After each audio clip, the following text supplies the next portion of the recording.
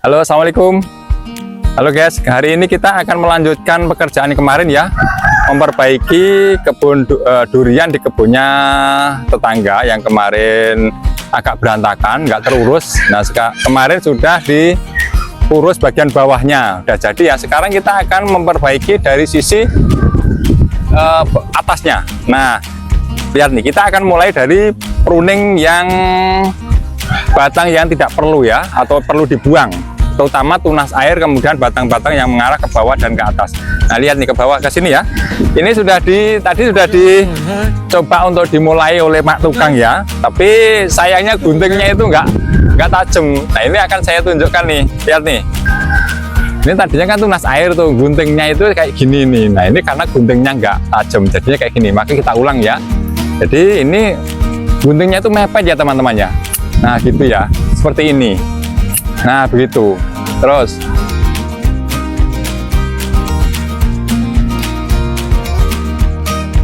mepet, nanti dia akan mudah tumbuh tunas baru, makanya harus begini. Nah, begitu ya.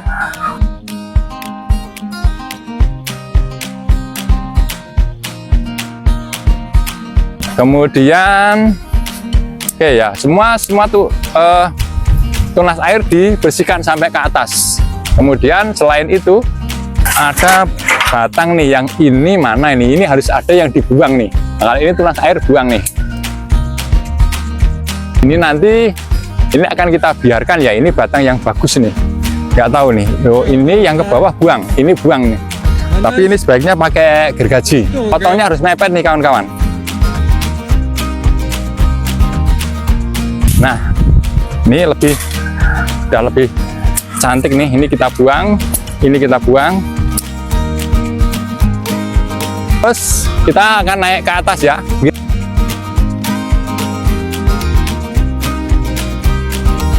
Yang seperti ini diulangi nanti Pak Diki. Nah, harus sekali potong. Kemudian bekas buah dulu pernah ada, ini dibuangin.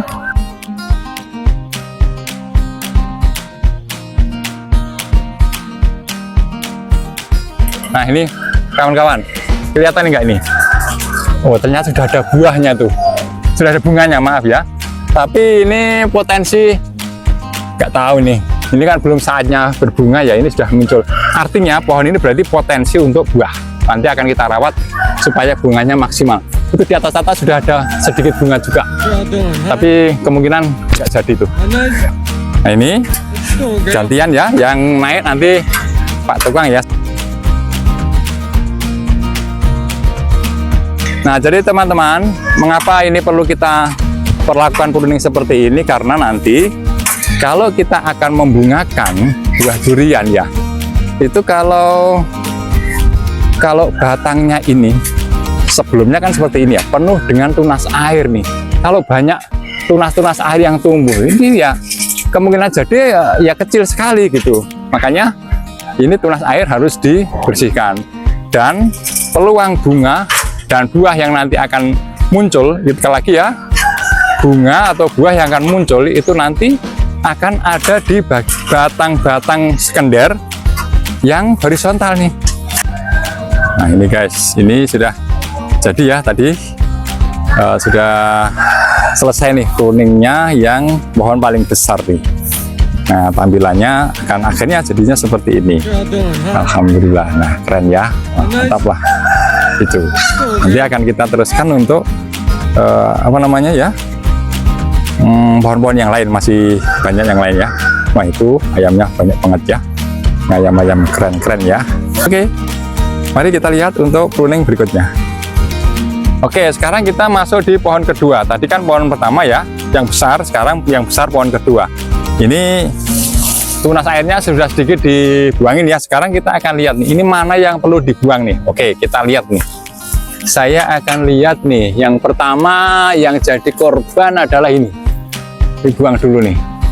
Nah, teman-teman, kalau mau motong seperti ini ya, itu kalau di batang utama ini sebenarnya tidak batang utama, tapi ini pohon yang besar, harus mepet ya.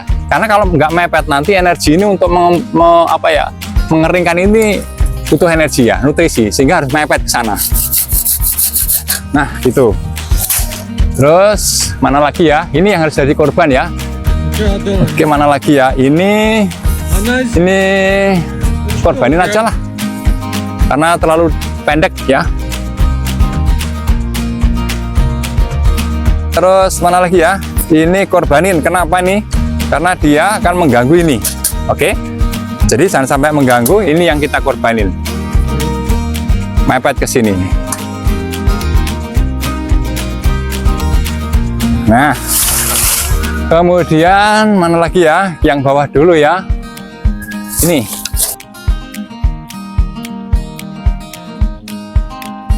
Oke. Kemudian ada lagi. Oh, kalau ini sih harus korbanin nih. Potong. Potong. Oke, ini lihat nih. Ini ke bawah itu harus dikorbanin teman-teman, potong ya. Nah, nanti kan ini berpotensi berbuah. Ini nanti kita congkok ya, pakai penyangga, naikkan ke atas. Oke, kemudian mana lagi ya? Nih, ke sini. Oke, ke sini. Mana yang kita korbanin ya? Ini korbanin nih, ini korban, harus korban nih. Oke. Nah, berikutnya nih, ini harus korbanin nih. Oke, ini.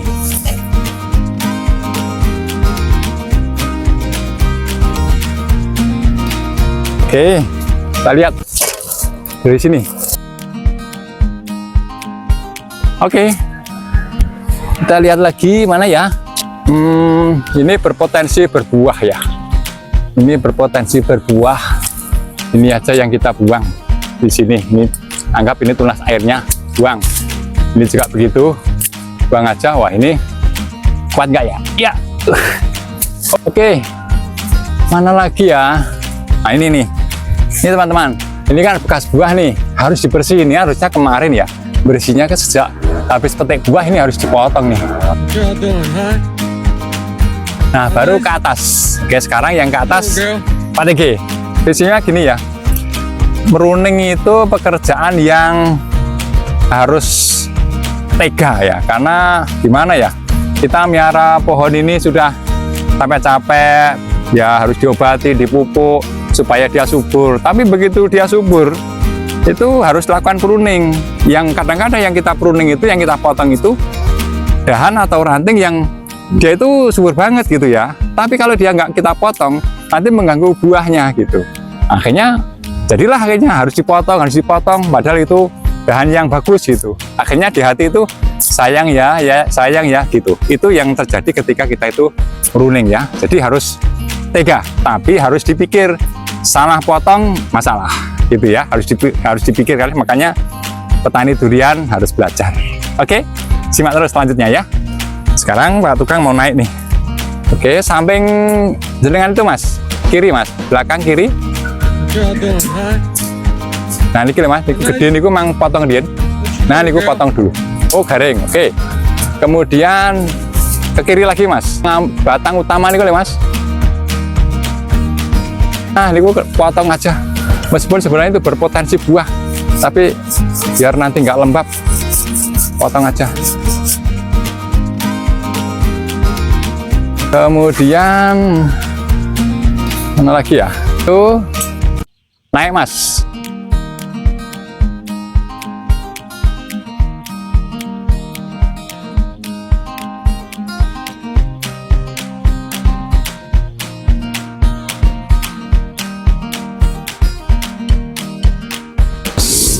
Tega nggak tega ya? Tega nggak tega saudara, harus dipotong sebegitu.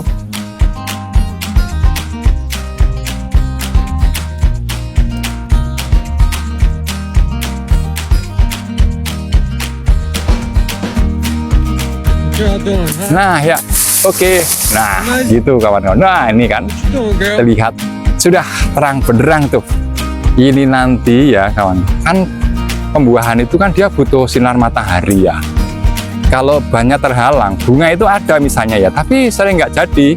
Tapi kalau sinar matahari bisa masuk full ya, dia dapat nutrisi, kemudian dapat cahaya matahari yang cukup, Nah, itu yang kuncinya di situ ya. Maka bunga akan terjadi, bunga itu akan menjadi buah. Jadi kawan-kawan, ngerawat durian itu gimana ya? Nanam bisa hidup itu alhamdulillah ya. Tapi yang hidup itu belum tentu berbuah. Nah ya, akhirnya harus ikhtiar nih. Sekarang kita sampai di pohon ini. Ya, kita lihat nih, apa yang beda dengan pohon ini ya. Yang beda adalah kalau yang bawahnya ya tadi mirip-mirip aja ya, hanya nggak terawat, cabangnya kemana-mana. Nah sekarang yang ini nih, ada sesuatu yang beda nih. Atasnya tuh lihat kawan-kawan ya. Itu batangnya itu banyak banget. Batang sekendirnya ya. Rapat sekali tuh. Terus gimana coba tuh? Kan nggak mungkin itu satu ranting semua ranting akan berbuah, itu nggak mungkin. Sehingga harus ada penjarangan ya. Mari kita lihat penjarangannya yang mana. Nah itu target pertama, penjarangan. Oke, naik. Nah jadi begitu ya teman-temannya, harus ada penjarangan ya. Katanya sih idealnya itu satu pohon itu 20 batang kayak gini ya, 20 ranting lah gitu ya. Ya kalau ini berapa? Ini banyak banget ya, wah nggak tahuan.